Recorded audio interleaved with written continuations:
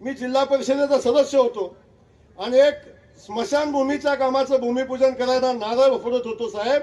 आणि नारळ मी वर घेतला, इथं फोडायला माझा हात वरती आला. मागणे एक म्हातारा माणूस म्हणला, अरे असलं लय नारळ बघितल्यात आम्ही, असं लय येऊन फुडून जात्यात, काम बीम होत नसते.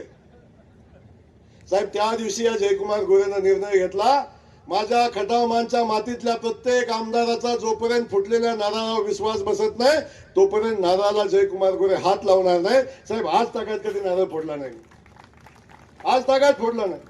जे कटापूरचं पाणी आल्याशिवाय फेटा बांधणार नाही हे शपथ घेतली होती साहेब.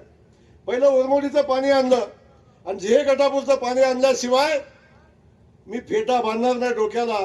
तुम्ही होता त्या कार्यक्रमाला साहेब. किरकसालच्या बोगद्यात पाणी आणलं आणि उरमोडीचं पाणी आल्या आल्या शपथ घेतली की जे कटापूरचं पाणी आल्याशिवाय फेटा बांधणार नाही साहेब. आता जे कटापूरचं पाणी आलं, मला लोकांनी चांदीचा फेटा घातला, पण त्या दिवशी फेटा काढला साहेब. आता छोटा मोठा फेटा सत्काराला कधीतरी बांधतो आता.